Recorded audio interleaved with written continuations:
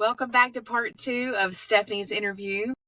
We are doing this on different days, even though we are practically dressed the same as we were yesterday. I definitely covered a lot of ground yesterday, and it was really wonderful to hear the candor and the honesty from Stephanie, and just like her heart. And it was really a beautiful conversation. I thought about it along, the rest of the day after we recorded, and it was a really special time. So I wanted to, get into the other things that we wanted to talk about. I want to touch on this summer sabbatical that we teased at yesterday. We hinted at this big trip that Stephanie took solo out west. So Stephanie, tell us, like how this sort of came about. Like, how did you visualize this trip? What was this trip meant to be in the beginning?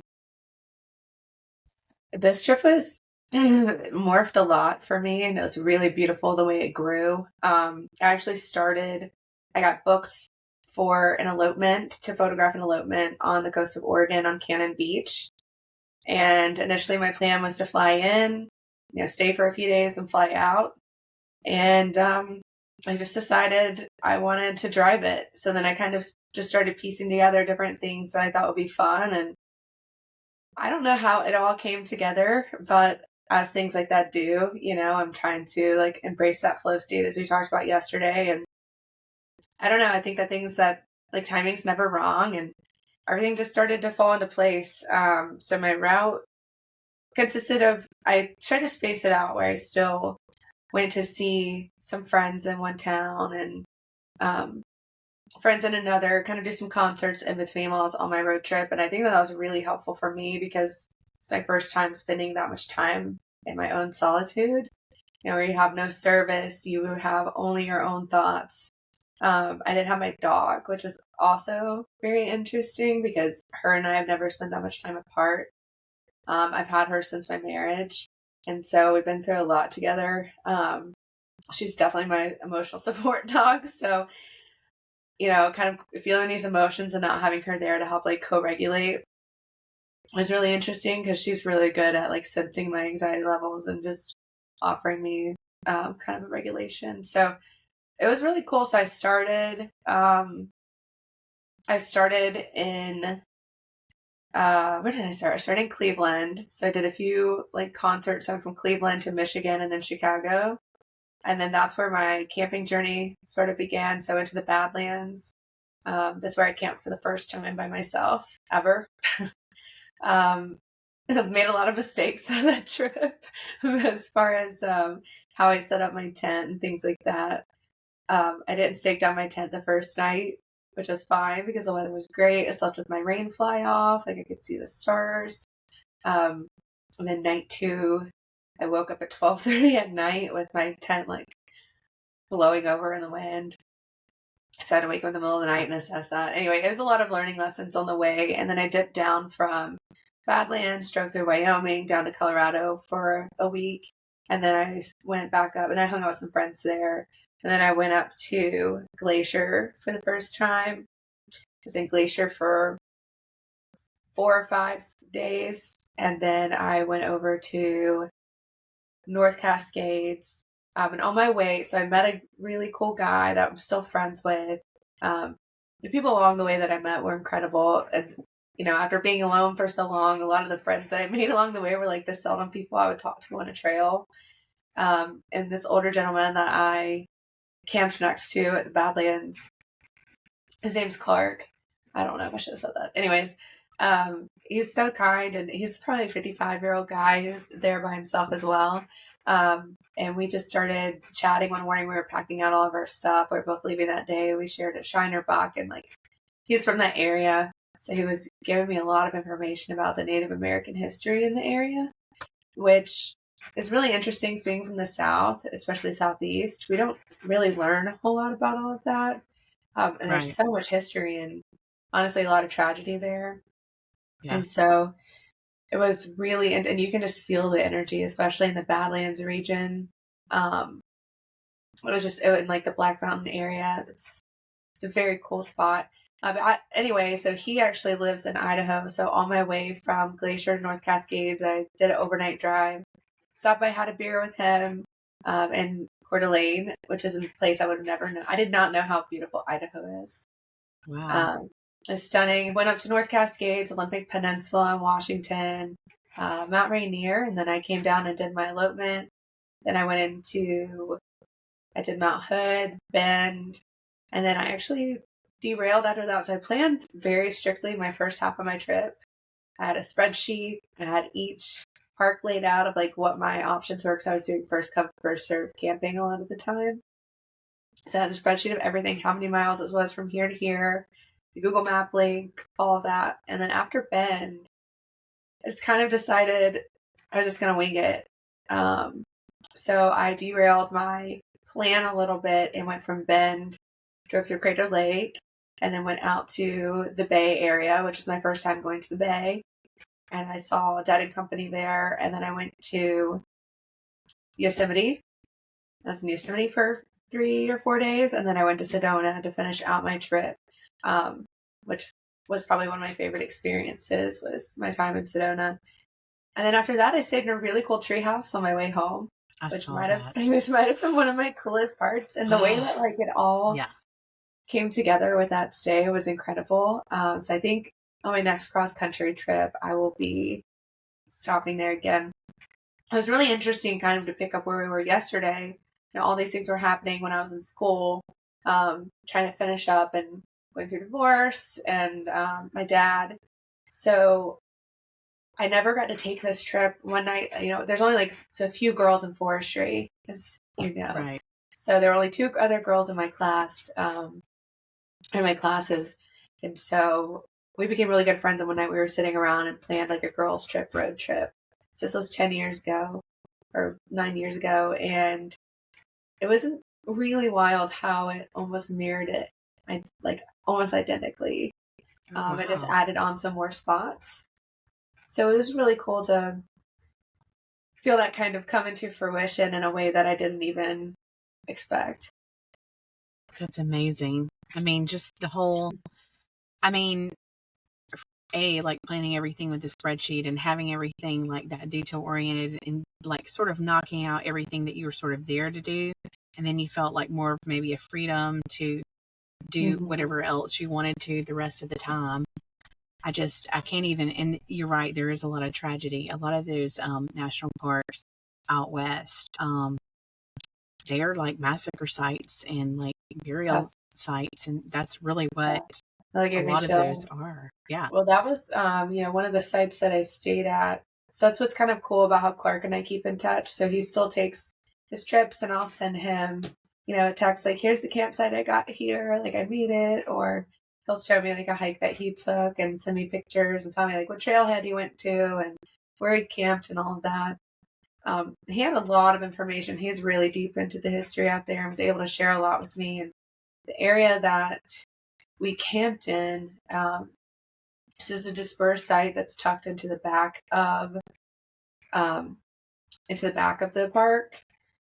And well, it's not really dispersed because it does have a pit toilet. So technically it's not fully dispersed. What do you mean by dispersed? Like I've heard of backcountry. Dispersed camping, especially out west, is a lot of just government land, usually on the outskirts of parks. I mean, a lot of times it's like right beside a campground, where you can go and maybe take like a backside trail of the campground, and you'll be able to find a pull off that's been a little bit cleared.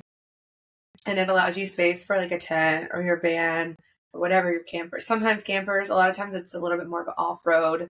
Sometimes they're like really bad forest roads. There's like with like deep potholes and stuff, just because they're not maintained. But it's usually off of a forest road. It might be like an old campground that they shut down or something like that, or just an area that they've carved out, and then you don't have to pay or register to stay there. You just can only stay for up to 14 days. But there's no access to a toilet. There's no running water. So you just have to make sure. But it's easy to just skip down to a campground and find water and use their toilet. Or I never ran into an issue where I had to use my own, although I did have one with me. But I tried to avoid that at all costs. Yeah, but that's how a lot of the people who live, more nomadic lifestyle out west, do so. They find really dispersed sites. And it's nice when you're living that type of lifestyle. So for me, I enjoyed being around other people in my surroundings in the campgrounds in the beginning because I was new, made me feel safer. But you do have to pay like $17 to maybe $35 per site per night when you stay, versus, with a dispersed site, you're gonna have a lot of privacy. It's free, and yeah, Right. it's And pretty as you cool. said, when you get a little bit more, experience, it's fine to stay at a place like that. Hmm. So were you ever like, so the pictures that I would see, I did follow this, it's like living Yeah, vicariously through you. Did you hike alone a lot of times, or it seemed like you were kind of with people at times, or maybe you were just taking like a group photo with the people that happen to be yeah. around? So that one photo was actually just a group photo. I did all the hikes by myself, but I typically do that anyway. Like, it's very rare that I will hike with somebody else. I'm trying to be better about that. But to me, it's just kind of my sanctuary. And also, a lot of the time I'm going there, I'm very busy. And so when I'm trying to take that time away, I like to be intentional. And I'm not as good about like sitting still and being with my thoughts, but it's kind of a meditative trance or state Right. for me when I'm just walking. I'm still by myself. I'm not having to like think and like keep up with a conversation with somebody. Also, half the time I'm out of Right. breath, so it's like I don't want to have to try to breathe and walk anyway. I already am struggling at the altitude. Um, but it was interesting. I've never hiked bear country before by myself, um, so that was a little bit more intimidating. To try to navigate, there's like signs posted everywhere that tell you not to hike alone. But a lot of the trails are pretty frequently visited, especially in bigger parks like Glacier. Um, and then there aren't really many bears in North Cascades. The first bear I actually saw was at Yosemite, which was a pretty cool experience. I cried. Had a I mean, lot what of was the tears, lots of proximity? emotion. Yeah. No, that's good. I mean, that just seems, I don't know, just the whole hike, and I don't know, just the vibe that I got from afar looking at it on social media. It just seemed like it was so cathartic for you. And you were like, I just can't even, put into words what it's like, and I will never be the same. I don't know if you Yeah. used exactly those words, but I mean, That's that's about what it just, feels like. It was very life changing, and I think there were many times, there were just so many of these parks been on my bucket list since I was a kid, going to school. And you know how if you're from the Southeast, you like idolize out West, especially when you're a fourth straight major. Like, that's yeah. where everyone goes. Like, no one really Hmm. stays here unless they stay like directly in timber, and I was Right. as you know, I was like wildlife emphasis. So Right. everything's out West, all the firefighting's out West. And so I always idolize all of these places, and also going to school for that. Like, we think similar to people like John Muir, who did a Yeah. lot of help and advocating for protecting these parks and establishing a lot of these parks. And you read all of his quotes and all of his writings and stuff, and all the and then to sit like makes me emotional. Sit like on the same trail, like knowing I'm sitting in the same spot that he sat, like while he was exploring these areas. And like, one of the parks that threw me off the most, that I loved the most, and I think it's because I hadn't looked into it a whole lot. Like, I didn't really know what to expect going into it. I just knew while I was there, I wanted to stop by. Was Rainier. And when I tell you, like, just driving in, some of the drives into the parks are just absolutely insane. And it was just really, it's hard to put into words how it felt to be there, be present in that moment. But rolling into Rainier, I was just like jaw dropped, Yeah. crying, full on crying. It's so massive. It's one of the most beautiful sights I'd ever seen. And then that hike, or that stay at Rainier, was where I had that group photo. So I was hiking by myself on, what is it? It's a fire tower. I'll have to look up which fire tower it was, but it's a fire tower hike that's in more of like the northern part of the park. And, it's a Fremont. That's what it's called. Fremont Fire Tower hike. And it's not a big hike. It's like pretty simple. Elevation gain wasn't too crazy. I think it was like 1,000. Hike round trip was like 7 miles. That's not, that's Right. nothing. That's like a day. That's like a half day hike. So I got there really early in the morning to get parking, take off on this hike, and with Rainier, it creates its own weather. Right. So it was insane because I was kind of hiking alongside. So Rainier is like here, and I was kind of hiking along the edge where I could like look out and see Rainier, and you could just watch the storm kind of like circulating around the top of it. And I didn't really think twice about it because a lot of the times it'll make weather like that, it could stay or it can move. It just Right. depends on the day. Sometimes it can stay and just linger around the top of the volcano. Sometimes it will move along, and all of a sudden I got to the summit and a huge storm started rolling through.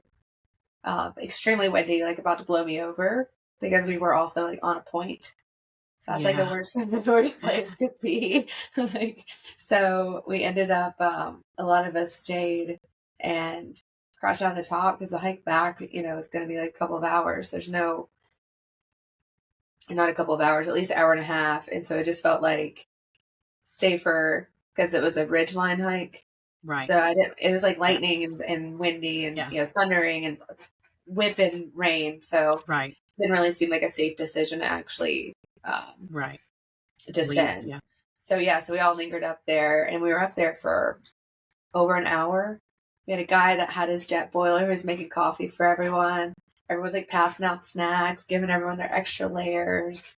That's where I still keep up with like 2 or 3 people from that hike. We were like, hold on, we have to document this moment. So we had a girl with like a 6-month baby up there. Like I said, it wasn't a crazy strenuous hike. It was just wild weather. Was she freaked out or was she good? She was super chill. The baby didn't cry once.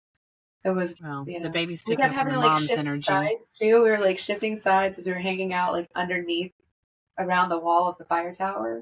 So we kept having like shift angles because the wind direction kept changing. And, Right. but it was beautiful because I was disappointed at first because I wanted my content. I did the hike and all of these things. I wanted to have a good view when I got up there. But I was at a place after Rainier because I had just spent time in Glacier, then the Cascades, and then Olympic Peninsula all by myself for a while. And I feel like one of the more emotional places, or one of the places I just experienced more emotion, I don't know if it was just my mood, my hormones, or the energy of that area. It was just very moody in general. I was near Forks, which I have to tell you about the experience too, because I went to this thing called the Tree of Life. But I don't know if it was that, but coming off of that, I'd been alone for so long that it was just what I needed, was to like have conversation and meet a couple of people on the trail. And it encouraged me throughout the rest of my trip to actually have conversations with people that I was interacting with, because up until that point, I've been pretty much by myself. And then it wasn't until then when I realized, like, I hadn't been to any concerts, it was like one of my longer stretches alone. And it was then when I kind of realized like how much I had been craving a little bit of conversation and interaction, like friendship. So, and it also made me realize how much like being away like that will make you feel very awkward coming back into conversation. I felt very chatty, like I didn't know how to act with people. I still kind of feel like that. That's how I am all the time. I come out of isolation regularly and I'm like, did I do that right? But that's the one thing I really love about camping and hiking. And I've always loved that ever since I've been young. And especially the camping part. And just like, I think it really touches on what you said is it's just the camaraderie and the community and just all of the social norms are dissipated. All of the different, no matter what you do in, in this world or in society, I just feel like it's, whatever class you may be in, however much money you may have, like all of that's just, everyone is just humans. And it's just such a very genuine experience. Oh, I agree. And I really like to, I'm very addicted. I'm working my way up to doing bigger, more named hikes, so to say. But I've definitely put in some miles. I feel like I only hike, like my biggest hike that I've done in a day is like 12 miles. So I still keep it relatively low, and I know that. And I backpack in, and I'll do like small backpacking hikes. But it's really nice to, I don't know, just very addicted to the mental challenge that comes with hiking, outside of like having to find my campsite, set everything up, which I ended up loving, like setting up my little camps and I ate so much ramen, just sitting out, sitting in my mosquito suit, trying to eat ramen, That's you know, hilarious. by myself, and everything's so quiet and just, uh, so much solitude. It's so tranquil, but there's something, I think over the course of my trip, I hiked 121 miles. That's amazing. And it was like, I don't know, there's something about it. 'Cause not only do you have like the camping experience, but with the hiking, you need to be checking. You have to be checking your weather. You need to be checking your directions. You need to be checking your trail maps. Where's your trailhead at? How are you going to get there? Like, what are the logistics behind that? How long is it going to take you? What do you need to pack with you so that you can have a successful hike? And then outside of that too, I mean, there were a couple times where I was challenged, where I was in an area where I had no service and I couldn't even pull up a map. And I didn't even know the campground that I had wanted to go to was full by the time I got there. So I was in the middle of Rainier. I'd never been to that park before. No idea where to go. All I had was a park map to try to navigate myself and try to find a campground. Because some of these parks are so big too, that's like, it would have been such a long drive to leave the park and like go back in the next day. I didn't want to have to deal with like the traffic of re-entering the park. So one of the tips I learned was to always just pull off and find there's always a national forest around a national park. So just pull off into the national forest and find you usually a nicer campground, and cheaper campground. Yeah. But yeah, that was an interesting moment where I was like, I think I need to get some road maps of these different areas and have those. Get the Avenza Maps app. I know this is very, this is not with the vibe of what we're doing, but Sorry. but if you can get the Avenza Maps app, and you go on, like when you have service, you go ahead and download the area that you're going to be in. You can go ahead and down that. And so it's basically uses your GPS on your phone to show you where you are on the trail. That's smart. Yeah. So you don't have to have service because I download my trail maps too, but having like a park map was where like the whole area, like where are the roads in and out of this place. You can do park maps too. So that's awesome. A lot of times they're free. I didn't mean to sidetrack us. No. I feel like I was sidetracking with something that's not like, that's more like head instead of heart. But anyway, if you have that, that's really, I take that whenever I'm just with the kids alone or whatever. And there's a lot of variables going on those hikes. Yeah, there are. And it's like, if it's not marked, you could easily, we're not out west, but still you could, kind of get turned around. I did that in Bend. I got myself off of the trail, and I noticed, because I do have the all trails paid, so it'll buzz you if it feels like you've gone too far. But I had 1% left on my phone and no idea how to get back to the trailhead. And I was like really lucky to get back because I was out of water. It was like 100 degrees and I was on like mile 8 or 7 of a really long hike. It was very hot, like all in the sun along a ridge at Smith's Rock. And I was like, this is how I die. This is it. I'm going to be left in the desert. There's no one on this trail. I'm going to be left out here in the heat. No phone. I have no idea where the trail is. So it's moments like that really challenged me. And I think that's what keeps me going back so much for the hiking. I mean, it gives you, it gives you the adventure that you seek and the freedom that you seek, but then it also gives you, just helps you be self-reliant and build your confidence, like you were talking earlier about. You're on that journey to, because of your past experiences that may have taken you off track of where you want to be in, with regards to self-confidence. That definitely would, make you feel confident if your entire survival is in your hands. It's very What empowering. what better way? Yeah. It's very That's empowering. And then you're very disconnected. And so I feel like I'm even more spiritually connected um, than I've ever been. And so, although I would say probably further connected from church, um, but I feel more spiritually in tune. And um, once you cut everything off, I really struggled coming back because everything had been so quiet and so still. Like my phone barely worked. If I wanted it to work, I had to go into town and be intentional about it. I didn't have the sounds of electronics or cars or trains or people. And I didn't realize how much, like how quiet and peaceful it actually was until I came back and I felt like everything was just polluted. Um, yeah. I read this study is called the 3-day effect. And I did a podcast on it. It's just like a short podcast. I don't know, a year ago or so. And it's talking about, different people who had been through different traumatic events or, they just had a very stressful life.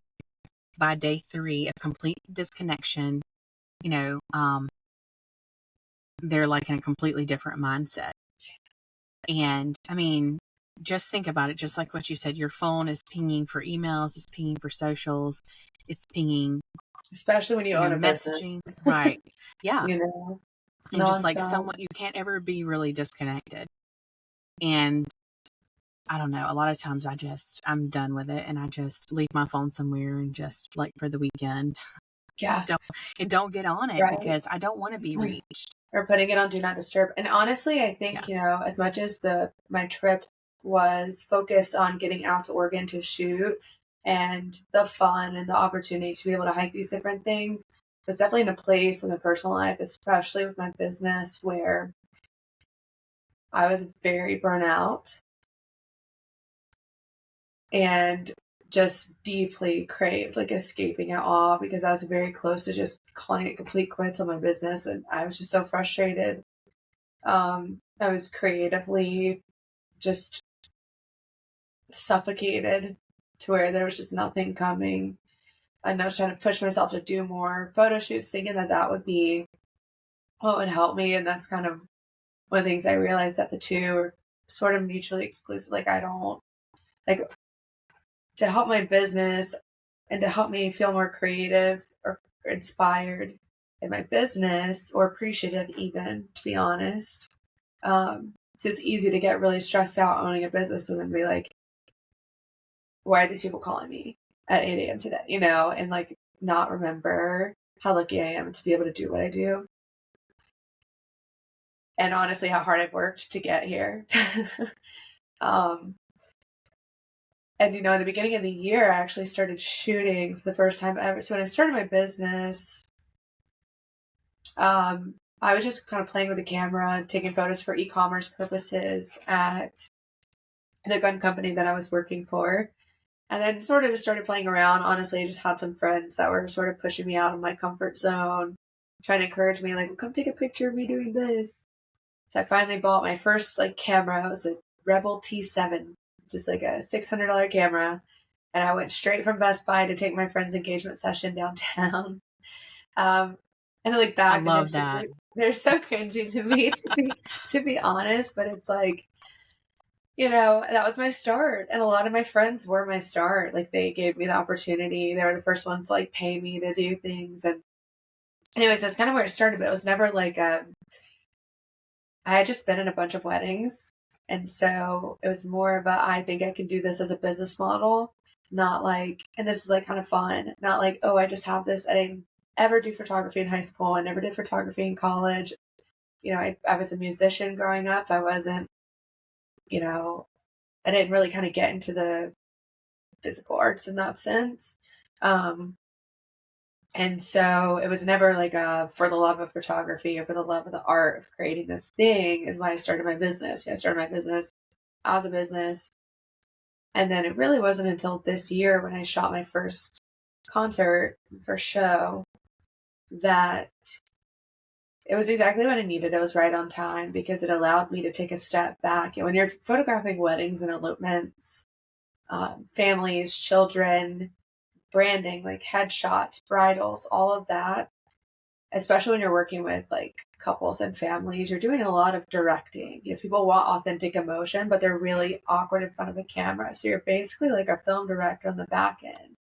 You're like, okay, I need you guys to like hold hands here and look at each other this way, walk this direction, do this thing. So I'm thinking all those things in my head. Plus, like, where is the sun located behind them? How am I exposing the camera in the right way on my manual settings? Like, is everything in focus? Am I getting enough variety? Am I getting the deep? There's so many things going through your head.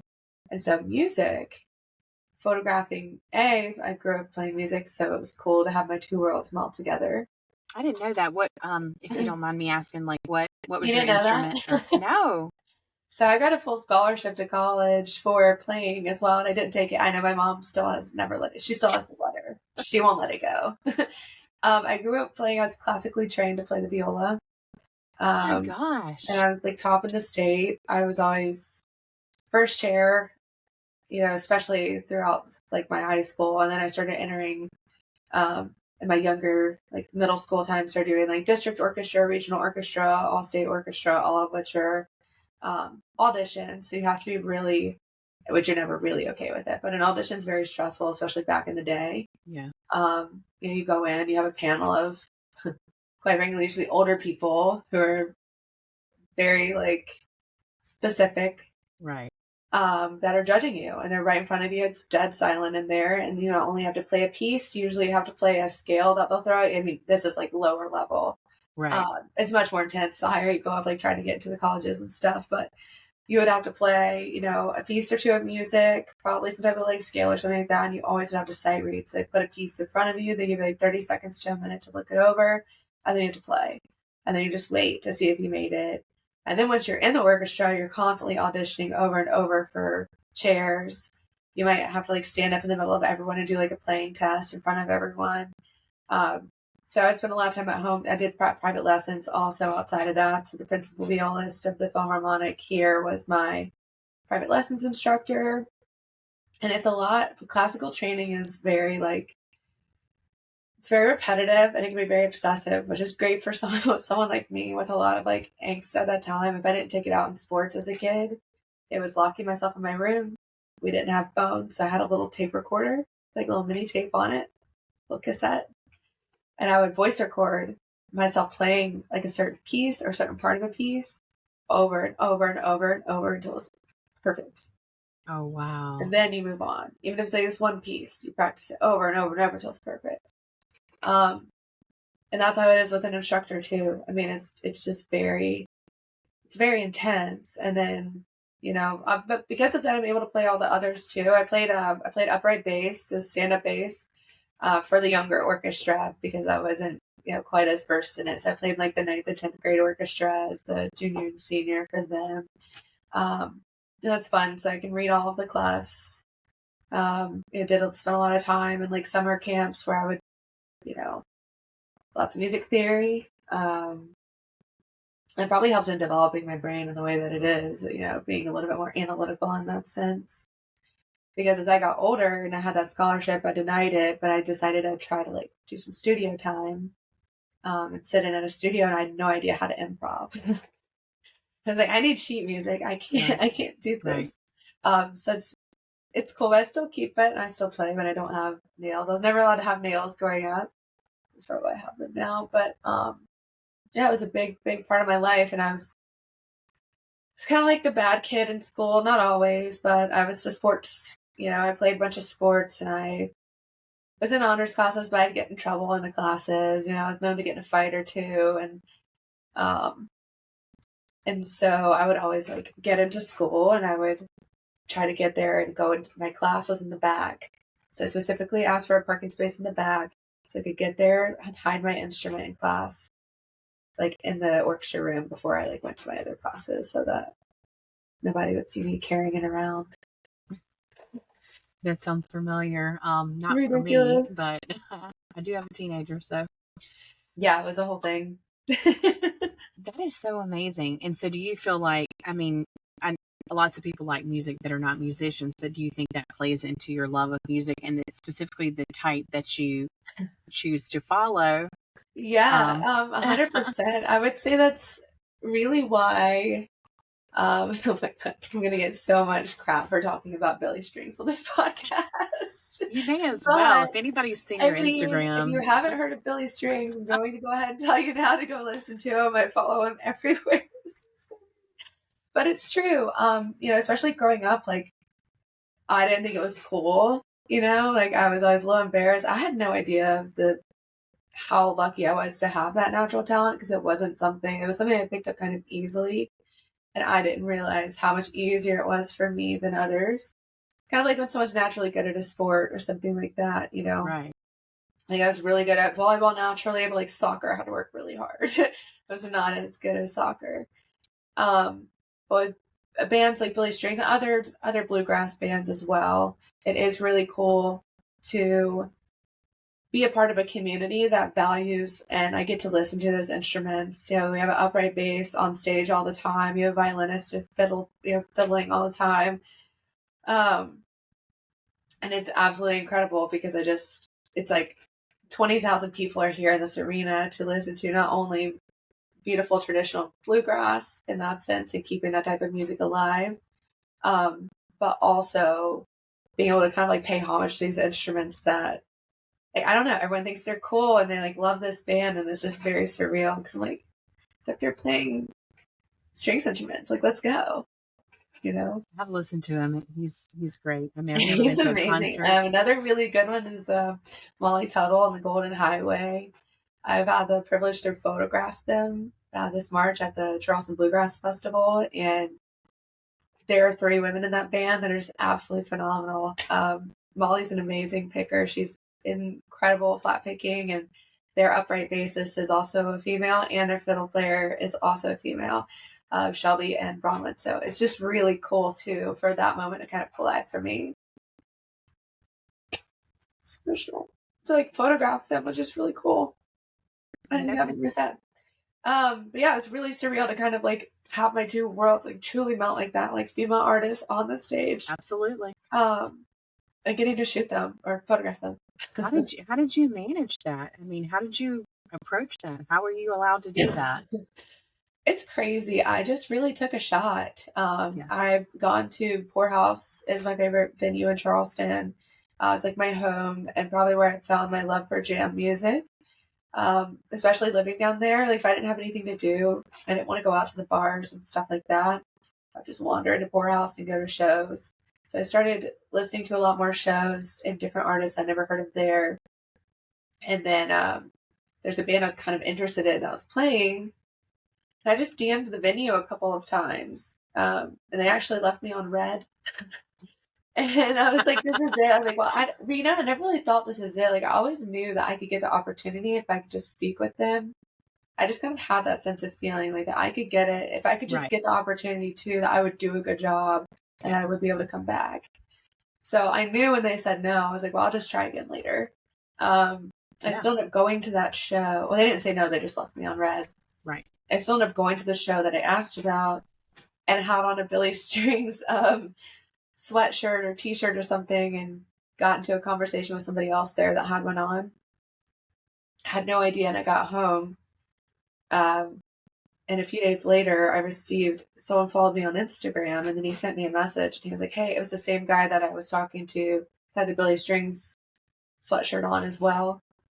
And he was like, hey, it was really nice meeting you the other night. I'm actually the marketing director for Poorhouse. We would love to have you out and shoot a couple of shows and like see how you do. I was like, say no more. So I've shot almost majority of all the shows I've shot this year. I've shot for free. I've probably only gotten paid for like 5 out of I've probably done like 30 or so now, 35. And the same band that I shot my first show actually ended up, Spafford, actually picked me up and kind of let me come tour with them a couple of times this year. And it's fun because now when they're back in the area, I know I can go shoot their shows for them. And it's really brought, like, everyone, photographers there were really nice to me and just have brought me in and gave me all the opportunities. And at the Bluegrass Festival, I just DM'd the festival and said, hey, I'm happy to be in town. I wasn't planning on it. Could you guys use another photographer? And they said, sure. So I was like, okay. I mean, your photos are phenomenal because in those areas, I've been to one show. How about that? One. I'm not really a concert person, but it's like shows one. And the lighting, just like any concert, Oh, I yeah. mean, it's very dim and they have all these, bright, colorful lights behind the bands a lot of times. And to be able to pick it up and like reduce all the noise and like really, I mean, I'm sure I'm not using the right, No, photography that was actually great. terms, I was really but to like impressed. reduce all of that and to have it look so crisp and beautiful, it's wonderful talent. And Thank you. and I'm sure like the community for those, that's one thing. I have friends that go to shows a good bit, and I was talking to them about that. Yeah, and I was like, why do you love this so much? Please tell me. Not that I don't, but I just don't go enough to like be in that. And they were like, it's the community. We all follow, these bands, and it's just we've all been doing it for years, and it's the community, and we're, it's everyone is completely like opened up, like It's beautiful. emotionally, and it's not weird. And then you can also bring that, photography space in there. And so the other photographers are also part of this community. So it's just So a fun. wonderful opportunity that you've created for yourself to be able to. It's beautiful. It's one of the most things I'm thankful for one of the things I'm thankful for the most. And honestly, I don't know if I ever would have even gotten to that place had I not gone through the breakup, because the breakup last year is what stood me going to Billy String shows. I started going. I was kind of out of spite at first because my ex took me to my first Billy show ever, I do have to admit. And I wanted to leave at the encore. It was really cold. And which I've been to a lot of other jam shows at that point. I've been to a lot of Fish shows and Widespread Panic shows and things like that. But I happened to a Billy show. And then after our breakup, I went on what we call, sometimes we'll go on little runs. Like a lot of us like to go on like back-to-back shows, like if they're in an area. Right. My friends and my girlfriends and I will name our runs. So this was my heartbreak tour. So I just decided I was going to buy like five or six tickets to Billy, and I was going to send it by myself. So I went to the Augusta shows. There were two there. This was last February. And the second show that I went to, I was in the pit. The first night I was in the stands. I sat up in the top and I just like cried the whole time. Because they played all these sad songs I wanted to hear, and I was like so just in my feelings, right? So I got home and I was like, I'm going back tomorrow, so I'm having a better experience than that. I'm not gonna sit up and like cry the whole time. So I bought a floor ticket and I sent it. And I got there and just kind of was able to like wander myself. It's just me. I was able to kind of wander my way to the front, which doesn't really happen like in Fish or anything like that. You're gonna have a lot more like pushback, right, to try to get closer. And everyone was so kind. And I did my first show in the pit, and I was like, this is the best thing ever. I was surrounded by so many people. I was sober. And so that was nice too. I feel like the closer you get to the stage, the more sober everyone is. So trying to be respectful of the band and enjoy their time. Not that everyone is, but you know, just a little bit calmer than like going to the back of the pit. That's But I did interesting. that I didn't know the that. time, and it's such like a dance. Like all the jam bands dance, and so it's a really cool experience. You're surrounded by, personally being an extrovert, I love all the people. So being surrounded by that many people, dancing together, listening to music and like singing lyrics to songs that we love so much. And then after that, he did 3 nights at the Ryman in Nashville. Oh, that's a special place. Oh my God. And Bob Weir sat in, Marty Stewart, Les Claypool. And it was beautiful. I went by myself to all of those. And then I was going to Red Rocks after that, which was my first Red Rocks show ever. And I was like, I'm going to send it by myself. I had no idea what I was getting into. Red Rocks is a lot logistically, and it's something you kind of want to do with a group of people. And I happened to reach out to an old friend that I knew lived in Colorado that I played soccer with. And she had just happened to be going through a breakup too. And so, but she was like, why are you coming out here? I told her I was coming for Billy. I didn't think she would listen to Billy Strings. It's bluegrass. Right. She was like, I'm going too. Come with us. So I got to go with like this huge group of people who like now I'm shooting one of the girls in that group of friends. I'm shooting her maternity when I go out to Denver this next time. And like, it's just the community is what's kept me going back to all those shows. Was somewhere where I felt instantly safe. I felt so comfortable. It was very cathartic to enjoy music with people like that. And then Billy's so interactive with his crowds. He's got a lot of metal backgrounds, and he'll like run around the stage and do all these things. But the cool thing is, I've met a lot of like some of my closest girlfriends through such a common ground like that. And if it weren't for going to all these shows, I don't know if I would have been interested in even trying to shoot the shows. Yeah. So it's crazy how it all just sort of comes full circle and opens up so many opportunities. And now some of my best friends, it's hard because we all have long distance friendships. But the best part is like all of the runs that we do, especially like the ones he does once a year. So he'll do St. Augustine once a year, or Red Rocks once a year, Nashville once a year. Right. And we get an Airbnb. Plan on it. We get an Airbnb. We go and see each other, and it's like a big hangout with everyone, and it's family. That's awesome. It's like the one that we're doing. He does a festival in Colorado, in Buena Vista. It's a camping festival, and it's just so family oriented. Like people bring their kids, and it's just all Billy people, and they're all so kind, and just they've all been so kind to me. I haven't had like any really bad experiences going there, and it just gave me a whole different life, gave me a whole different set of friends. I mean, the positivity at those shows. Yeah. I've never seen anyone in a bad mood there. I've seen a few who we played a lot together. Her and I met because it was in the middle of set break, and we were just kind of sitting on the floor powwowing, and she just walks up. She was like, "Can I sit next to you?" Like, yeah, I would love that. And then after leaving the show, she's like, can we be friends forever? I was like 100%, and now we've done multiple trips together, and it's just, it gave me a big community when I needed a friend. Do not. But yeah, it really just gave me a whole new set of friends who enjoyed and had the same like goals as a person as me, like just in general how we interact with each other, and like the things that we like and enjoy, and the lifestyle that we live. And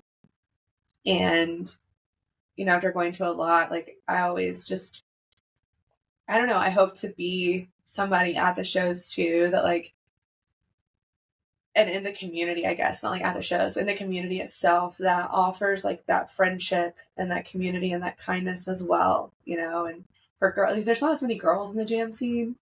So it's nice to like have a girl gang, and girls that enjoy the same thing as you, and you feel safe and comfortable going by yourself if you need. I still go to shows by myself. I went to the Cleveland and Michigan by myself when I started my road trip. And I still, now I've gone to a lot, I've, can just walk into a pit and like see my friends. And that's a really cool, I just randomly drove to Cleveland and walked in and found my friends and hung out. That's awesome. Well, and then like you were saying before, you were in industries that were typically, male, and you have like a lot of males that you're kind of interfacing with. Yeah. To be able to build that camaraderie of, females, that are not, it's not centered around drama or negativity or something like that. Not saying females are, but if you have a bunch of females together, sometimes it is. Yeah.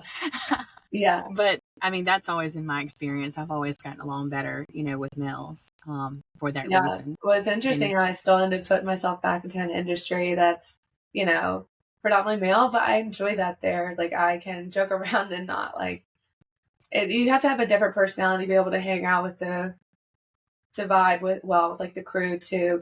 Usually like the photographer for a band is going to be with the crew all day. They'll be with the band too to get some things, but you spend a lot of time with the crew, which is usually mainly men. So breaking in is a little bit tricky. I've been blessed with the opportunities to do that. And, now I just try to always, if there's just something I want to shoot, like same thing kind of happened at a couple of other venues in Charleston where I just reached out and kind of made some connections and were able to get put on a show. Then the guy that's a videographer at the Poorhouse is who helped connect me with a band in Denver. So it's beautiful. But you're betting on yourself and you're stepping out. And that's what I really love about Eights and other numbers can do it too, but 8s do it so well and so seamlessly. It's not even like they don't even skip a beat. It seems like they're just like, oh, well, of course, Yeah. you're Just do this going thing. to let me do this. And if That you is, it say is kind of no, the mentality. It's like, I just know you're right, going to let me do it. right, Or I just believe in myself that this is like going to happen. right. And if you leave me on red, then I know there'll be another opportunity because I believe that I'm just going to keep everything asking. happens. Yeah. Everything happens in its, in the correct time. And so that's like, a very positive mindset. And, so I want to sort of depart from this a bit and talk a little bit about the style of your photography. And I don't know if anyone has seen Stephanie's photographs. I'll have to have a link to her Instagram page, but they're just, she takes the 8s, like edginess and daringness, and like puts it behind a camera, and it's absolutely fascinating. Like one picture in particular that I saw, this one's, years old, but you were photographing a pregnant lady. She's walking into the river, and she has her pregnant stomach, bearing her pregnant stomach with like flowy garments all around her. And there's something about it that is like, it's the moonlight is like on her belly and just like on the profile of her face. And there's something so scary about it, about her, like, oh, a pregnant woman in the dark in the river, that seems dangerous. But then the other part of it is like just the maternal caring. I don't know. It just like, that's just how it comes through to me. It's just so amazing because it's like two worlds, like scary, but then also protective. Like the mother Yeah. is not going to ever do anything, just with the instinct of the mother. She's not going to ever do anything to jeopardize her child. But I don't know, like, how did you convince the person to do that? Because this wasn't like just a little bit of water. This was like a river. I I'm trying guess to it's the think Luda what River. session it is. I think I know. If you said it was an old one, I think I know which one this one was. I think it was my first return. Was it really foggy too? Yes. Okay, yeah. So I'm actually going to be shooting with her again, and she's going to be bringing me back her second baby, which is really cool. I would say one thing to touch on really quick before we move out of the show. So we were kind of talking about the kind of how that helped me like break out of my lack of inspiration or creativity, just like nurturing this one side. And I think it also, because like you were saying with the lighting, I just wanted to acknowledge that like it's completely different. Yeah. So it was really cool to challenge myself in new ways, technically with the same equipment that I have, but having to shoot completely different lighting scenarios, completely different movement types, completely different style of photography at all. Like it's much more edgy. It's much more I don't know, it's a very different scenario, but it allowed me to like step back from having to direct everything. This band is on the stage and I just get to sit back and just be as creative as possible behind my camera and play and explore. And I think that that's why the shows were like right on time, because the opportunity to shoot those. But then it kind of got me conflicted for a while where I was putting all this time and energy into this thing because I think I was trying so hard to run away from Southern Stitched, because I just got to a point where I was drained, I was burnt out, I was lacking motivation. I felt like I wasn't attracting the right clients for me. I was having a lot of clients feeling like they weren't appreciative or respectful, or I don't know, just had some weird interactions. And so part of me was like, I just want to, if I can find a band to pick me up and put me on tour and pay me enough to like supplement almost most of what I'm making at this business, like I will walk away from this business for right now, because I just needed to, I just wanted to escape it. I wanted to escape my phone. I wanted to be able to just like cut my phone off, shut Southern Stitch down and say like, leave me. I'm not taking any clients right now. And that was sad and then I had a come to Jesus moment basically where I was like, here, it's important to invest, but at the same time, I was not investing fairly because I found such a strong love for this thing that I wanted to chase. But with that came I felt like at some points neglecting my time management on my business side for Southern Stitched. It was like, here I am giving all this time and effort to this stuff that's like kind of clout chasing in the beginning because you're new. Right. and you have to build up a reputation. So you're doing a lot of stuff for free. If you don't get your photos to them first, they're not going to be posted. And then you've done it all for nothing, kind of, besides building your own portfolio. But like, you're doing it to get posted by the band. It's a financial risk. Yeah. Yeah. So I was investing a lot of time into that, and I felt like neglecting Southern Stitch. And when I came back from my trip, that was kind of my realization that I had out there. And it was like, I also felt like maybe my business wasn't doing as well at the time. I was having a slow month. And so like, maybe this was my new direction. And I realized I just wasn't giving my business that love and nurturing that it needed anymore. And going on that trip really helped me come back with a spark. And that's when I realized that CPR mask reference of like, I need to take care of that, because taking care of that for me helped me produce so much more of my business and be able to serve my clients in a more authentic way. And kind of translates into what you were talking about, I guess, with my style. I always say like my hands are my vessel. Like my camera is the ship. My hands are like the steering wheel. Or my camera's kind of like the steering wheel. And like my hands are like this. I think it's like I don't know. Somehow stuff in my head. I just see it, and I just try to. I don't know how the two connect. I think it's the most perplexing thing. It's kind of like a musician. It's like whatever is in here is translating through this third party item, this non-living thing, to produce something that like provokes emotion in somebody else. It's like a collision of three different worlds. Yeah. It goes from your head to your body to your heart. Yeah, and then it's like this visual, timeless representation of like you're freezing a moment in time. Like music's different because music lives, and it like creates a feeling and it creates an energy. And I try to do that with my photos. Like I morphed a lot. I feel like when I started, it was very much like family minis, sit, save, cheese. But photography has also really morphed over the last 5 years to where now we really are trying to focus, especially where I'm coming from. I'm shifting, as you can probably tell, over the last year, from less like focused only in South Carolina to really trying to expand and collide my forestry world, my love of the outdoors with my photography. So wanting clients who want to meet me in the mountains or elope, or take me with them to Mexico to get married. And trying to shift. Now you're ordained. So yeah, I got ordained. I can marry you now too, which is funny. I did their vows out of order, so they did their vows twice.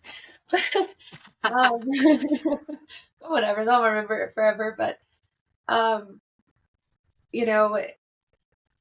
like I said earlier, it's a lot of directing. So now what we try to focus on, at least people with my style, which I would call like a lifestyle photography, I want to try to prompt and engage the clients in a moment between themselves. Like I start off by telling my clients, unless I tell you to, don't look at me this whole session.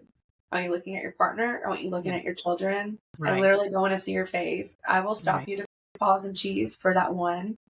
But outside of that, like the ones that are going to mean more to you are going to be the ones that you're caught off guard. So like, I want to catch you, like not when you're like smiling, holding hands, looking at me going, when you're turning around at your family and then you kind of like turn the other way, and I catch you in between those movements.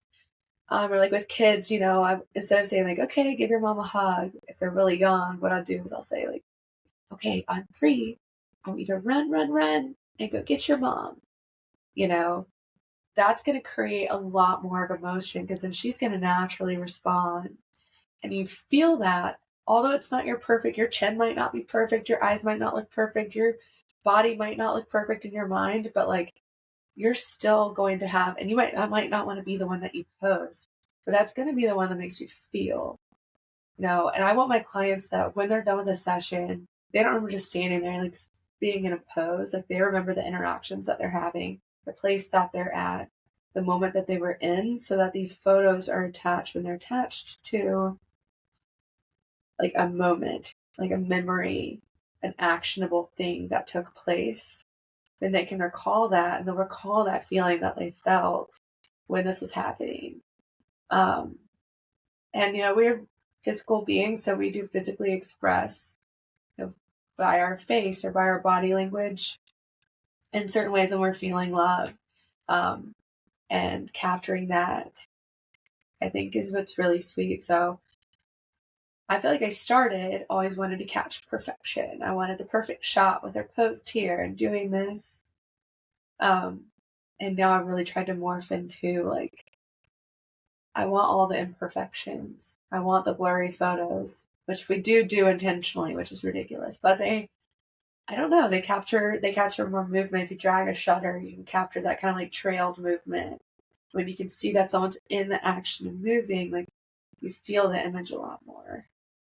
Um, and then my editing style, I would say is very warm, pretty true toned, but maybe on the moodier side. And I think that has a lot to do with it too. So when I get clients, usually they're coming to me because they're already expecting that we're going to do something ridiculous like that. Like, Yeah. I'll let them know, hey, I want They're you to go into the attracted to water. it. They want that. Yeah. Like they want that. They like that style. Mm-hmm. They know that I'm going to bring that edge and bring the mood.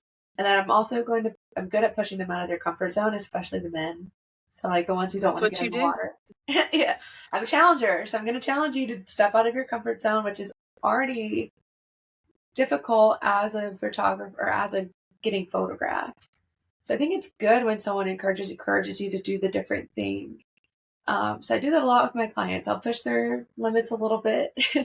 I've been told I'm a pusher, so It's just but wild. and with that client, we just happened to. It was actually raining all day for that maternity session, and we didn't know if we were going to shoot. I never let them cancel for weather unless it's like storming at the very second that we're going to shoot. Because 9 times out of 10, the weather will roll over. Sometimes the photos do look even better in the rain. And like with that situation, the sunsets are always amazing after a cloudy sky like that. So the storm moved out, the fog started to rise because of the rain, and we were just left with and she was uncomfortable the whole time. There she was like, as soon as she was done, she just looked at her husband and was like, get me out of this water right now. I'm good at like walking them through those things and kind of pushing them. And so, yeah, I just did that with a couple of clients 2 days ago. I had them get in the water.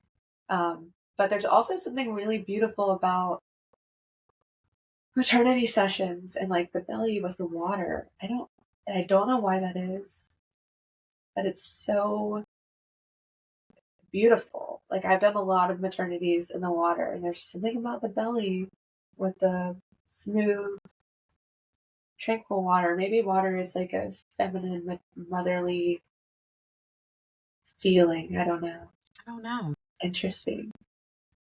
I don't know, but I just know your photos evoke like such emotion in me when I look at them. I don't even know these people, and it's like when I look at them, I'm just like, I don't know. You can feel the passion between the two people. If it's like a couple or whatever, or a family, the love. So I am curious. This makes me curious. Do you know your subtype? Your Enneagram subtype? Are you a How do you not know? I don't know my subtype, but I will say I bet it has to be something emotional because we were talking yesterday a little bit about astrology, and not everyone loves it. But my Venus is in Pisces, which is the most emotional sign, and that's your leader of love, how you like to give and receive love, and your relationships, which is very perplexing. I feel like I have this one side, and it's interesting as a photographer the way that I do style, like. I'm a pretty edgy, hard-edged person, and then I am trying to always create this emotion. But a lot of times, I'm like teasing the client behind the camera, saying ridiculous stuff to make them laugh. It isn't necessarily like we call them but planted. you like to push boundaries, and I don't know if that's, it's hard to tease out. Like, I was thinking you might be like a sexual subtype, because that subtype, without even knowing an Enneagram type, is going to be more like a boundary pusher, like a broadcast and attract energy. Mm-hmm. So you can just kind of have like a magnetic, feel to you, where people are drawn to you. Do you feel like people are drawn to you? I don't know. Maybe sometimes. I feel like a lot of times I push people away too. Well, maybe not that. Maybe that's just me. Maybe I do draw them in, and well, I'm not saying what you do after they're drawn in, but do you feel like shut them all out so I don't notice? so like a sexual subtype will want to have things a little bit more on the dramatic side. the highs and the Yeah. lows and the Yeah. depths. And I mean, you and I are we've already recorded over an hour yesterday, and now we're approaching an hour today. Yeah. I feel like I could talk to you forever. Like, I'm a sexual subtype because I really love that. I crave a deep conversation. And Yes. I don't feel like I get that with a lot of people. No, I'm very So, I'm very yeah. and like I definitely am stimulated by intellectual conversation. That's one thing too with just like dating and relationships that I struggle with now in my, younger 30s, trying to get out there. I'm actually not out there trying to date, to be very clear at the moment. I'm very good without it. Because, and it's just very exhausting because there aren't a lot of like, and part of me being an 8, you have to be able to hold up an intellectual conversation with me. Right. And I also need you to be able to teach me something. If you can't Right. teach me anything, and if I have a conversation with you and I feel like I'm smarter than you, it just doesn't usually doesn't work for me. I'm bored, Yeah. and it doesn't you have to be Right. smarter than me, but like I need a different perspective on something. I want to be able to like Right. sit and talk to you for hours and the conversation continue to just Right. flow, whether it's my friends, whether it's relationships. Well, the conversation I feel like with us has like crossed a lot of boundaries, at least on your end. My boundaries are still intact.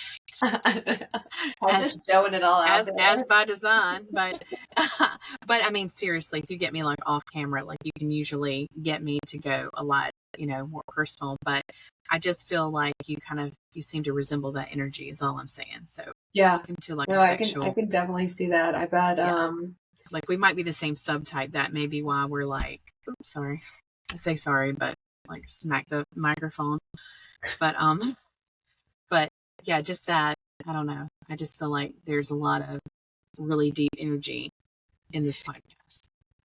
Thank you. Yeah, I think that's one of those parts of me over the last year that I've tried to lean into more.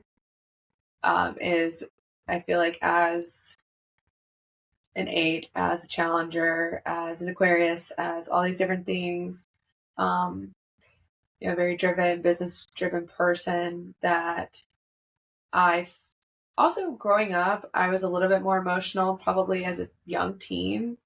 And then in middle school, high school, or probably like middle school, it's like not cool to be emotional or you get like picked on. I was told a lot about like, oh, you're so emotional, you're so emotional, you're so emotional. That is true and not a bad thing. The problem was I didn't know how to regulate my emotions or handle my emotions or articulate my emotions maybe as well. And so trying to, as an adult, understand that like it's okay for me to have these emotions. Being an emotive is what makes me creative. Like without tragedy, I have no art. Every time someone breaks up with me, I'm like, thank you. You've like helped me write 10 songs in photo terms, like, and so without that and like leaning into it, understanding that it's okay. Like I have a lot of words I like to write. I'm a lover of long captions. Although sometimes it's scary to put yourself out there, especially the world of social media, like I'm not afraid to be judged because I'm confident in who I am. And I'm not ashamed to be an emotional person. Like I'm emotionally in tune with myself. I think emotional intelligence is a level of maturity and being able to express that and be vulnerable with it is a level of confidence. And I think like that to me is is like a masculine energy in a way. As I think like for me, a really masculine, I think an attractive quality in a man and like being a masculine isn't like you're out chopping wood and being inappropriate to women or just like not being able to commit to a relationship or out you're living your life. Like that doesn't make you masculine. Being able to like and not having emotions. Being able to like understand your emotions, communicate your emotions and your needs. Like those things are a way to have that type of like confidence and energy. And so I'm trying to lean into that a lot more through all the therapy and like healing work I've done, lots of shadow work, lots of left-handed writing. And try to quit pushing it out so much and just embrace the fact that I am that way. Yeah. And lean into it. Yeah, lean into the flow. I mean, it seems like you're doing a really great job at, listening to your heart more and what your heart needs. And you need time, you need space to, in between like working stints, you need relaxation stints and doing things to speak to your heart and, just really allowing that flow. And I don't know, I think you seem to me like you're a lot healthier and in a I good spot. definitely feel a lot healthier. And I think that's that's been the biggest and coolest part of this journey is like I can feel a difference just internally in myself, and how I communicate, how I speak with people. And I think it translates through my work as well in this way. Because now I'm trying to, I want my job to be creating those authentic moments for others. And Is that what you think your big picture calling kind of is that's how we can, that's the question I wanted to ask you anyway, is sort of like, what do you see, I mean, another question was like how, like what type of direction or advice would you give to like younger people? So I think that was like a huge pocket of advice you just gave. That was actually empowering to me, to be quite honest. What you said a minute ago, about, I'm not afraid to show up as I am, and because I'm confident in who I am. It took me a long time to get there, and I still have moments. Like this morning on the way to the gym, I was not feeling confident. I was not feeling confident after the gym. But when it comes to like who I am and what I represent and give to other people, the energy that I try to provide and the way I try to show up for my friends and my clients and my family.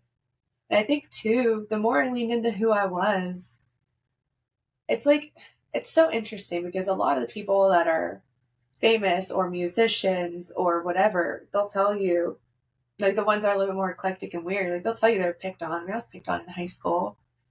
I was picked on by a lot of the girls, even some girls that pay me now to do their photos, Wow. People change, things happen, and like high school's rough.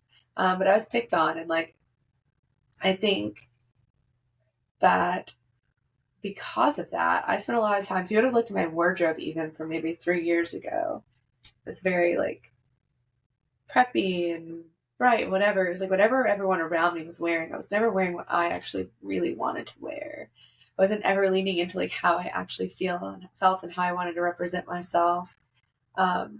And so the more I've leaned into that, like the more I've had success in other areas, because you are being different, and people I think look up to that, or it gives them confidence, to be right. Like, and it's so freeing. Because now it's like I'm not out there trying to show a face to the world that doesn't match how I feel inside. Like, I dress the way that I dress, and I actually like how, like, I have people come up to me now that'll tell me like, love your clothes, you always dress so cute, da, da, da, da. I'm like, girl, if you want to see my wardrobe 3 years ago, I like don't even know who she was. I would never touch any of that stuff now. And it's just leaned into more of like my persona as a photographer, just kind of like all melts together. And it feels it's very liberating. Oh yeah. Because then it's like, well, either the people that are in my life like accept me and love me for this, or they don't. And like if they don't, why do you want them in your life anymore? Exactly. I tell people like, that all the time. There's so many other people that you can be friends with, that you can date. Like, do me the favor and see yourself out. 100%. Like, do me the favor. I expect reciprocity. Like, if you can't reciprocate what I'm trying to give to this relationship or friendship or work relationship, like, please do us both a favor, because it's causing me stress. And like, right. It is a favor. I think it is a favor because you've shortcutted my discovery process of you not being right for me. So and like it's okay, not everyone's right for everyone, and it's fine. Right. Like, even me as a photographer with my clients, like I'm not going to match with everyone. And they might want someone who is very soft and like gentle and like loves, I love kind of photographer, and that's a beautiful thing, and they make beautiful photos. Right. I have a very different take and very different approach, and so But you trying to do that would be disingenuous to who you are. Not to say that you don't love, but it's like right. your approach is going to be different to get there, Yeah, that's a and good way to put it. A different roadmap. it's going to look different. And, that is one thing about women who are direct. Like you said earlier and, yesterday, you just get called a lot of things, and, you can be intimidating. Bossy. You can be bossy. I've been called Like, I'm intimidating. And glad so, I'm bossy, because if I wasn't bossy, if I wasn't like yeah, persistent, I wouldn't right. have half the things that I have now, like career wise. I wouldn't have shot any of the shows. Like, I just messaged someone last week to ask if I could shoot a show this weekend, like without taking. I was afraid he was going to tell me no. But that's the thing, is like at the end of the day, the worst someone can say is no. And when you just release what doesn't, like release what releases you, release what isn't meant for you, but like you still taking a bet on yourself. I was about to say, yes, you're betting on yourself. Yeah. And I think like that would be my advice too when it comes to photos, or anyone's like wanting to start a business on their own. Like, I just started taking a lot of photos for free. I started practicing a lot. I would call my Right. clients. I just did a photo shoot 3 weeks ago for free. I called a couple of clients that I work really well with, that have a very good like connection on camera. I don't have to direct a whole lot, so that I can step back and be more creative on my end.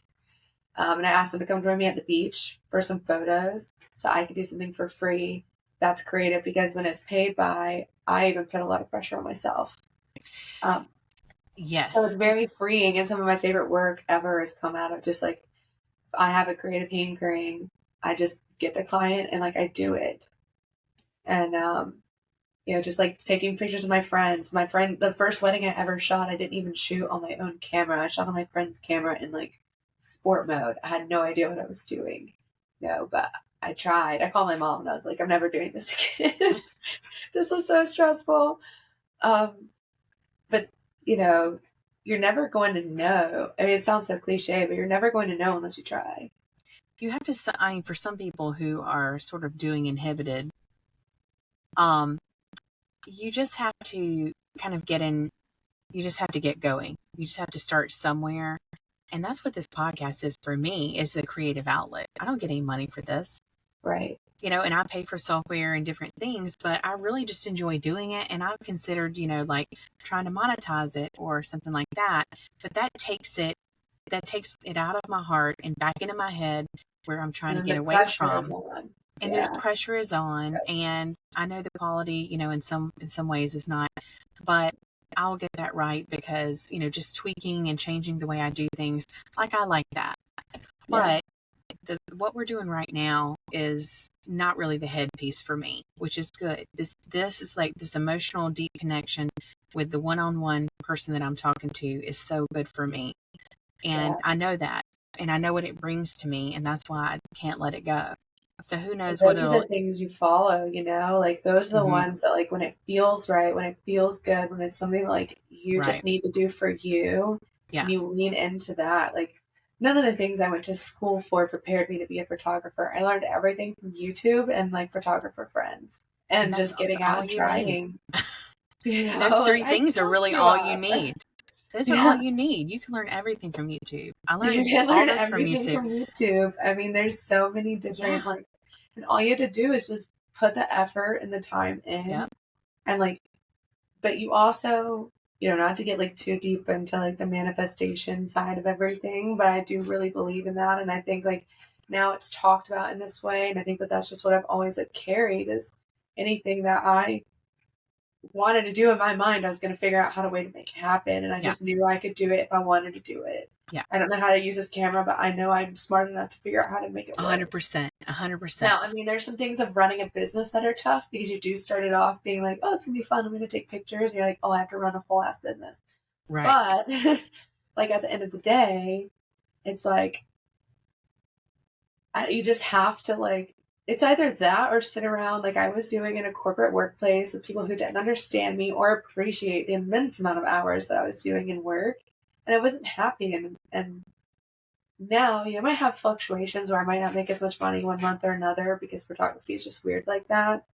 And I'm always stressing that like my business is going to fail overnight or something. Like I'm going to wake up and no one's going to want to book me.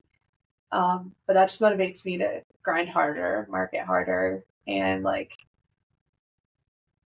That's I don't so know. interesting, Stephanie. It just sounds like in listening to you that there's, and I'm just always curious about the insecurity piece because that's something I struggle with.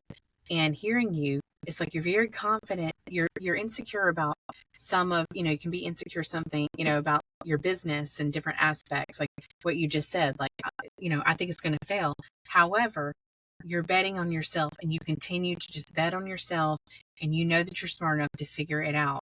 And Yeah, that's what keeps it going is your right, inner confidence, not necessarily confidence in everything else. right, And then also right. what you can produce for other people. Like, Mhm. you said what, maybe your calling would be is producing these genuine moments, giving people these genuine memories. Not so much a, composed photo or perfect photo or whatever, Right, but you're also passing on the memories that they can hold on to. right. And I So think maybe my emotional connection to that really came when my dad passed away, and I felt like we didn't really have a whole lot of photos, you know. And I had photos of him growing up, which was really cool, like of him in his younger days and stuff like mhm. that. And like I cherish those photos so much. So you just never know. You know, that's why I'm always trying to encourage my mamas too. I think I give them a lot of encouragement and confidence to get in front of the camera. Because a lot of times when you see photos posted on Instagram, it's like the perfect mom with the perfect house and the perfect dress, and all looks like it never is. Like the baby's probably has been crying, the husband's probably been in a bad mood. Like no Yeah. one's husband shows up happy, no one's kids behave at Right. a photo shoot. Like there's so many misconceptions. Like everything is chaos, but like Yeah. my job is to try to slow down that chaos and then also give my mamas the confidence to where like they also still want to be incorporated into those photos because personally I tell my mom this all the time. You know, my mom hates taking photos. I hate taking a photo. And Oh I'm my like, you have got to gosh. take a photo with me because if something happened to you tomorrow, like, I want this photo of us. And I don't care how you look. I think that you're beautiful. You're my mom, you know? So your kids just want photos with you so they can remember how, like, what you looked like at that time. They don't care if you were, like, 10 pounds over your normal weight. Like, they just want to be present with their parents. And, you know, I really started to cherish that. Like one of the things that we fail to do now as a society is print our photos. You just never know Yes. what's going to happen. And when you look through Guilty. old photos, when someone dies, like the first thing you're going to do is get together, get all the photos, and like try to put out a board or put out a PowerPoint or whatever you're doing. I do all this. Luckily, my family did sit down and go through the photos with me and stuff. Help me put together a board with my dad. But it was like all the photos are printed. They were physical. It's like something you can touch. It's a Yeah. tangible memory at that point. It's not just on a freaking phone Yeah. screen. Right. You know, it's not in this digital space where all you're doing is taking the photo to post it on Instagram. Like it's more than that. And that's why I've also tried to slow down like different things with the aspects of my business, like my turnaround time. Like I'm not going to.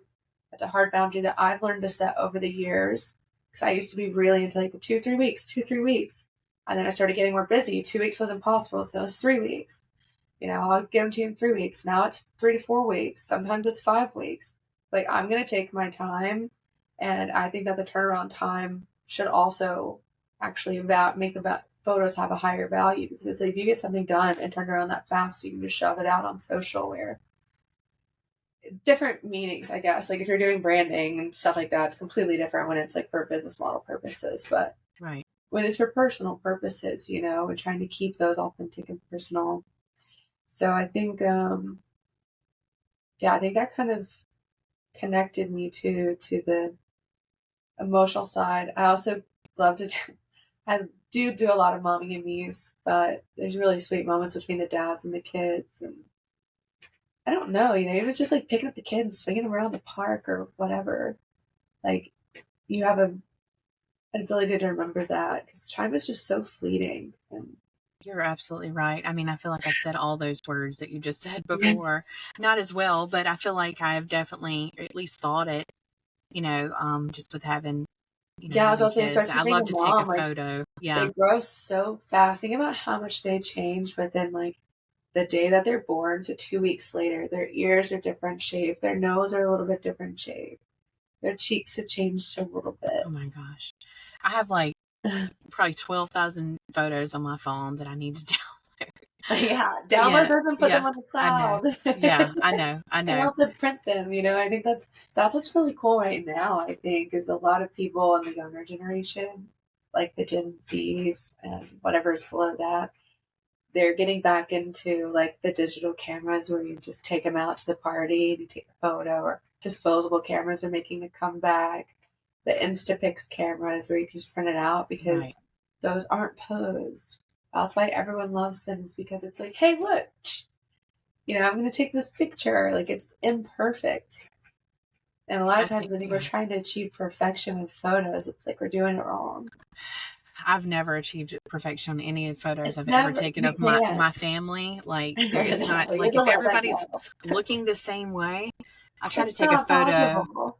I tried You to take a know? photo at our farm of our family for like a Christmas card, and I had the tripod. I think it was on the tailgate of the truck, and I picked the wrong time. Like, I wasn't even thinking about it. I should have tried to do golden hour, which is my favorite time of the day. Yeah. Like, but this was like 1 o'clock, so it was like high noon. You could Yeah. That's. not, we couldn't even see our freaking faces. I mean, hysterical. And then everybody was fighting, and it was just like, I started laughing so hard. I don't even Oh, know yeah. like what the Dude, picture even everyone's looked like. always fighting when they show up. It's so funny. So they're always apologizing. They're like, I'm sorry. I'm like, no, no. I know what happened for you to get here. Like, I know what it took for you to get all of your kids, to get your husband ready. Also, probably you were the mom, as the mom, the one getting yourself ready, getting your children ready. Who knows what the husband Yeah. was actually probably doing until it's time to go. Yeah. Again, I'm showing up with like, I'm like, did you let your kid nap on the way? I hope you did not let your kid nap. You know, Oh it's my so God. very. At one photo shoot, my sweet friend took photos of us in the woods again, and I don't even know what I was thinking. So speaking of what you were just saying, like, I got a dress, I think from Walmart.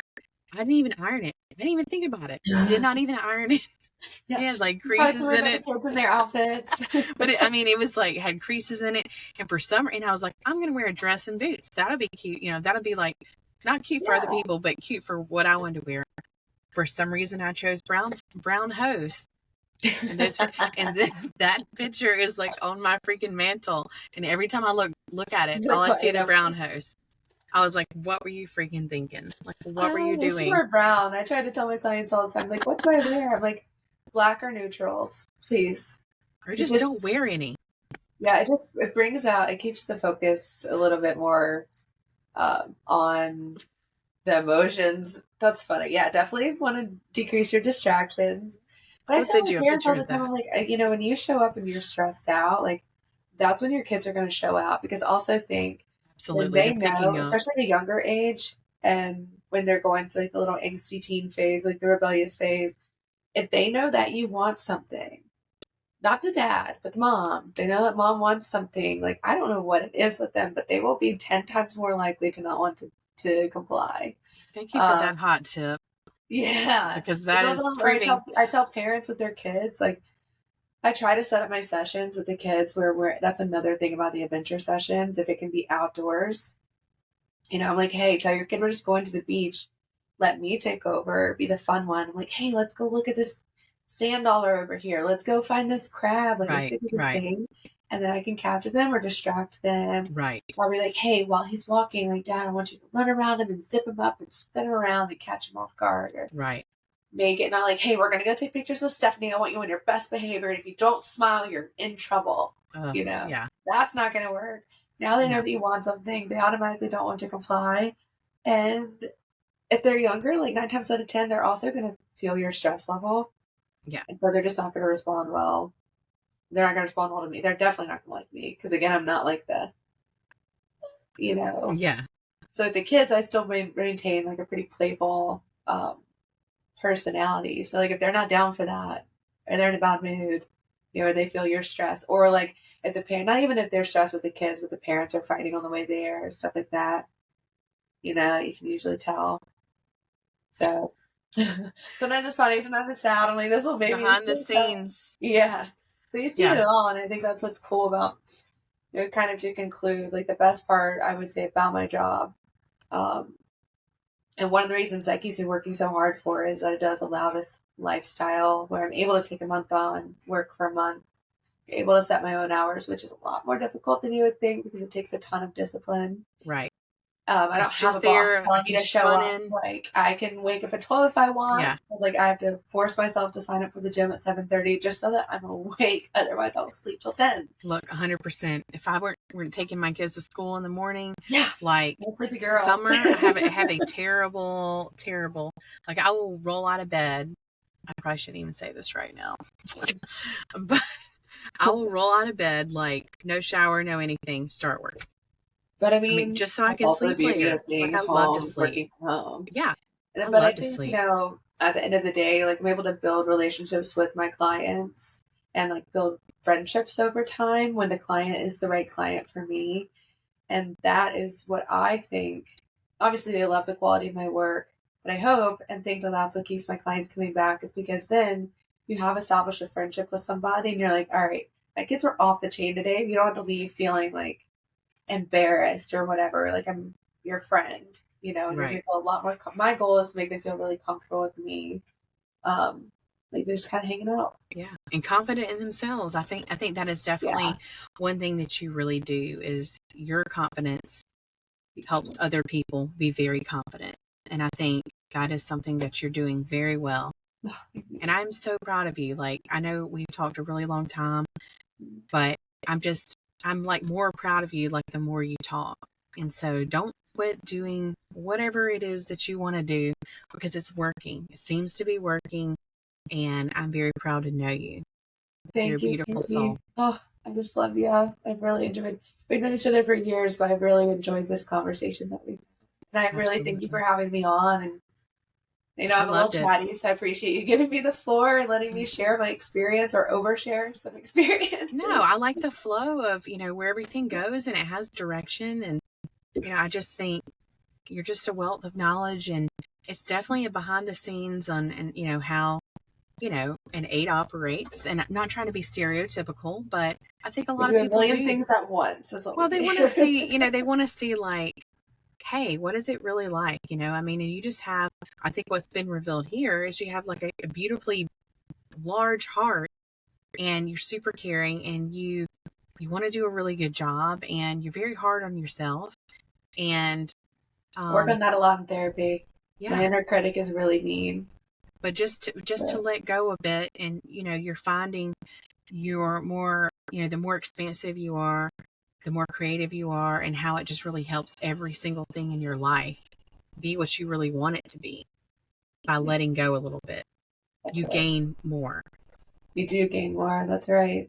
It's a beautiful conclusion. I love that. All right. Well, I love you, and I thank you so much. And thanks for doing this with me. Thank you. Love you, Katie. Love you too. Bye.